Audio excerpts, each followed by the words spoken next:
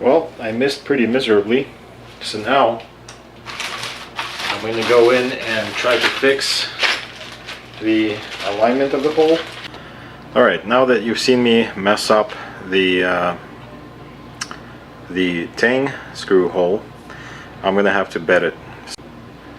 So I'm applying release agent everywhere I can, basically.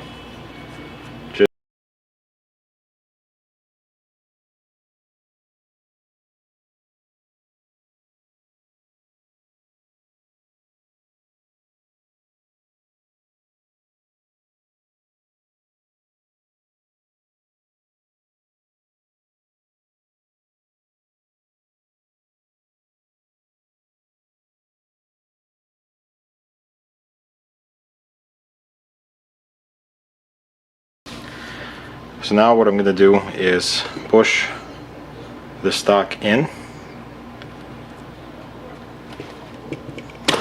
all the way. I'm going to remove this, and now we're going to take the screw and feed it in through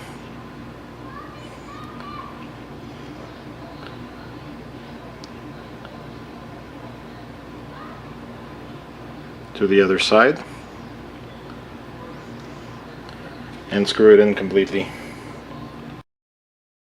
So that's basically done. Now I'm going to let it sit.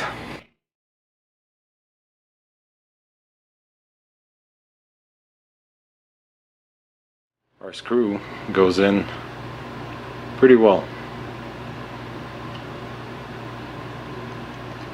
like that. See that? That's pretty good.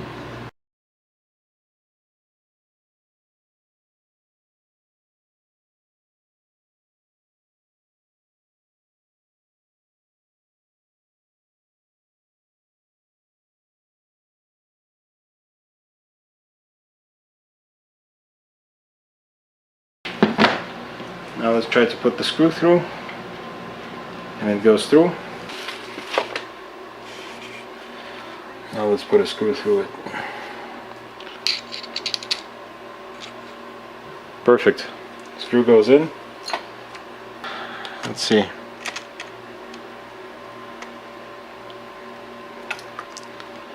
Maybe I'll apply a little pressure so it grabs.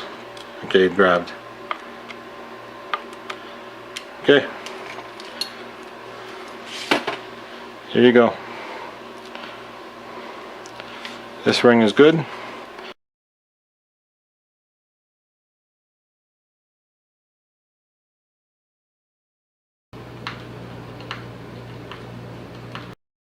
As far as it will go. So that screw is done. Well, I've decided while I wait for the bayonet, I'm going to start shaping the stock a little bit more. When it was in the receiver, I marked with a pencil around the receiver to see where my stock should basically stop. So I think I'm going to follow basically the same process with my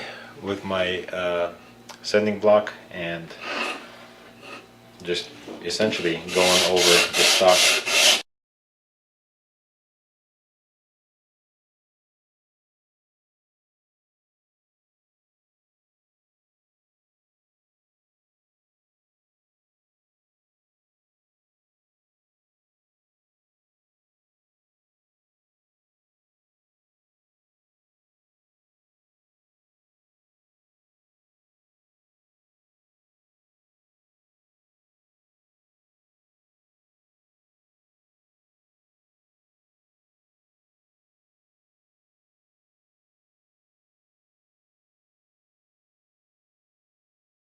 Bottom is pretty much done.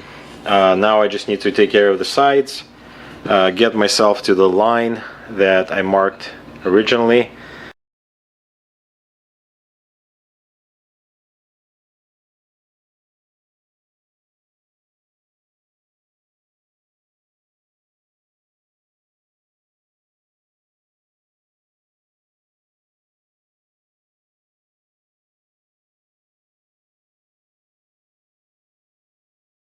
Okay, let's take a look at what I got.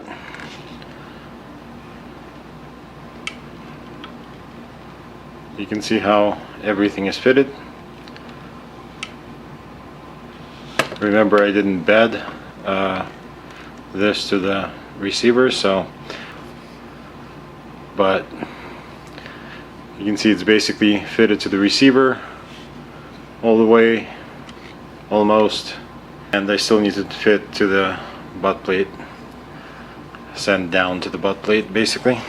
So pretty much right there, right at the level of the butt plate, saving a little bit of material for wet sanding when I start applying the oil. So now bayonet goes on. However, you can see that it doesn't, the muzzle doesn't clear it. Hopefully you can see that here. Basically I have to move the upper barrel band slightly back. Probably I'm going to say a 1/4 inch. Alright, so I've moved the upper band back by about a 1/4 inch, and you can see that my bayonet is now going on and sitting basically where it should, I think. I've begun to shape the forestock. Right now I'm just focusing on these flats. The reason why I say flats is because the receiver is flat. So I'm not sure if you'll be able to see my markings. Maybe you will. Right there, they're kind of reflective. So you can see that I got this side pretty close, this side still working on. Use the rasp first. I've scribed lines reflecting the position of my handguard onto the forestock from the top. When it was assembled, I just drew the lines, and as well as the rear barrel bend, basically making sure that I don't go past too far, essentially.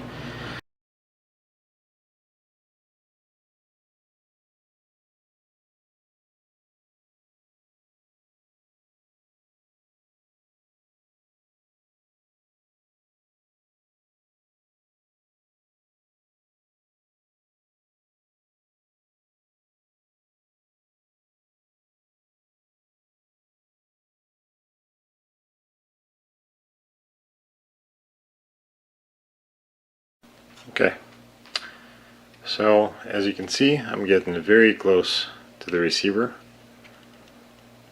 Here's how the handguard comes in. I could just kind of take this in a little bit on the top to match the handguard, which I may still do. On this side, you can see the handguard and the forestock meet pretty well. I'm going to continue shaping by rasp first. I marked the position of the forward band and the rear band, so now I can continue shaping the bottom here, as well as tapering the front of the forestock here.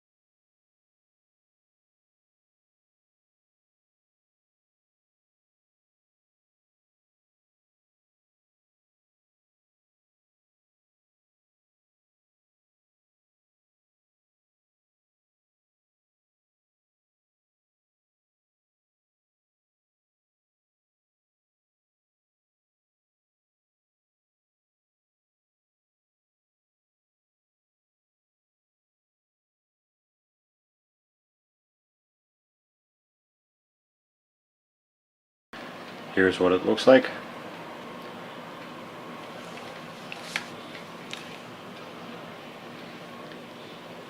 You can see it aligns pretty well with the rings here and in the back. The loopholes are now free, as in once I put a ring in there, it'll turn no problem. So I just drilled a hole for the barrel bend, and basically what I need to do now is cut the notch in the barrel, kind of like this notch right here. That was the original notch. So I got my scribe out. I'm going to try to reach in and just scribe on the barrel. Now we're going to take the barrel bend off, and yes, I do see my indicator marks. So what I'm going to use is a round file in the same diameter basically as the screw, maybe a little bit less, maybe a little bit smaller. And I'm going to try to file this notch in such a way that will allow me to pass the screw, but not very much more. Alright, so I cut the notch. We're going to try this again. So position the stock, position the upper band on, kind of like that. Let's see if I can turn the screw past the barrel. Seems to be going for now. Most important test will be whether or not I can actually put it through to the other side and have it lock or thread into the hole here. The upper band is installed. The screw is in. Let's see if we can tighten it a little bit more. There we go. See? That's in. It's out on this side. Very good. Alright, so now I'm going to inlet the stock for the sling mount.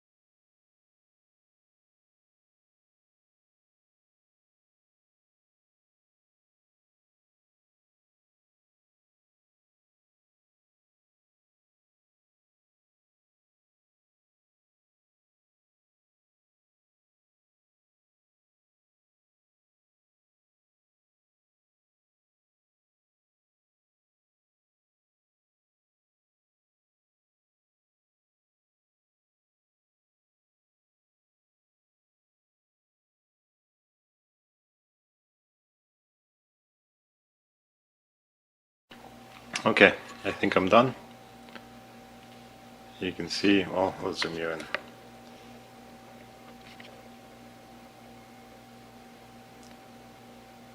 Here's how it looks. Just need to do some final sanding.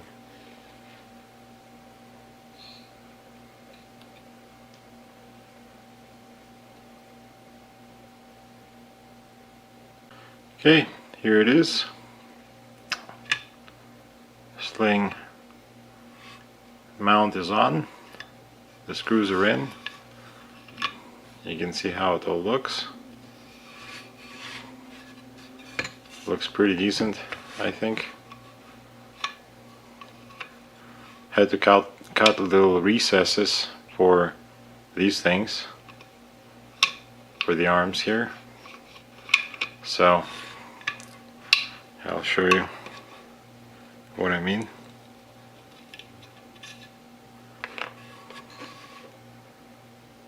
Here are those recesses. You can see the sling still contacts them a little bit, so I'm going to relieve those spots.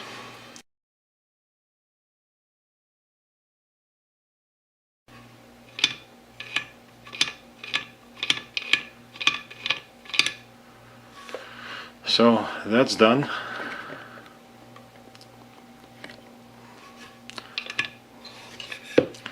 And I just approximated this position. I don't know exactly where it's supposed to be, so I just put it here.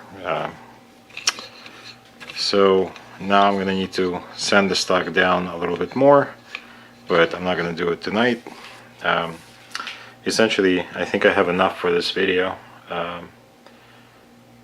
Yeah, I think we're good.